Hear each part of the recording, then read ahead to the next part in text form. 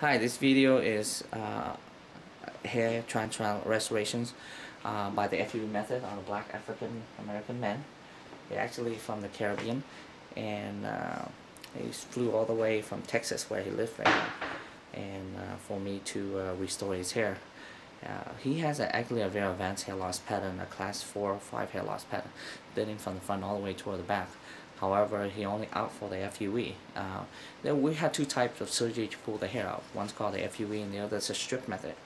The FUE is more popular among black men. Why? Because it leaves you minimal scar, less damaging to your scalp, and allow you to wear your hair real short, shaving it without detectability. The strip method will leave you a linear scar running from one ear to another ear for the rest of your life, and it's permanent. And so the 2500 graft will cover front half of the head. He's going to need another 2500 cover the back half and reinforce the front in the future, and then he's done. But even with the first one, it will look fantastic.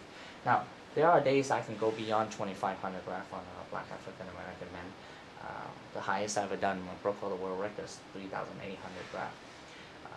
So FUE, as you know, I'm one of the very few hair transplant surgeons who specialize in the art of restoring black hair, black curly hair, and who specialize in the FUE as well. From the eyebrows to the hairline for black men is around 6.5 to 7. And so I drew the hairline according to his facial structure, make sure it's overall proportional. Once we get the shape down, and then we measure, and it actually came out to be exactly 6.5 centimeters. Hair transplant, especially hairline restoration, is an art form. It requires a lot of the artistic and aesthetic detail to ensure a very natural result. Once we get the shape down, then we will measure from the midpoint to the temple, from the midpoint to the side. Make sure that it's all even aligned. His temple is pretty good. It doesn't need to be, fixed as of right now.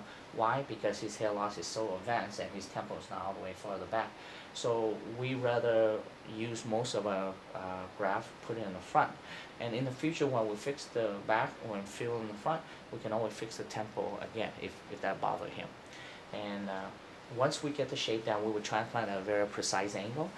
For black men, it actually really flat against the skin, so start around 15 degrees or 20. For other ethnicity like Asian and Caucasian, it's around 35-45. And if you shave most black men, the hair really hug against the skin, so we try to mimic the precise angle. So the precise angle is very important. Selection of hair graft is important. We transplant rows and rows, single hair graft in the front, followed by rows of 2 hair, 3 hair, and 4 hair in the back for bulk and volume. The goal in the front is softness and naturalness. The goal in the back is volume and density. That's why we use larger root in the back. And then the zigzag.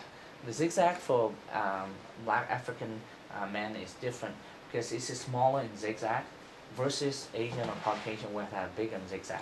Now, why is the zigzags in place? Zigzag to make the hairline soft and natural, because no hairline straight across, otherwise it looks artificial. Now, why African American zigzag smaller? Because most men like to line the hairline up anyway.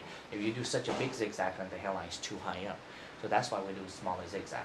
So precise angle is important, selection hair graft important, the zigzag important. There's a lot of more meticulous detail that's involved, but as of this moment, that's where we're going at. And I'm very excited for him because he's a really good looking guy. He just needs to bring his hair back. Because seeing those pictures that he had before, is going to make a difference in his life. So next year, he'll be a different guy. All right, thank you.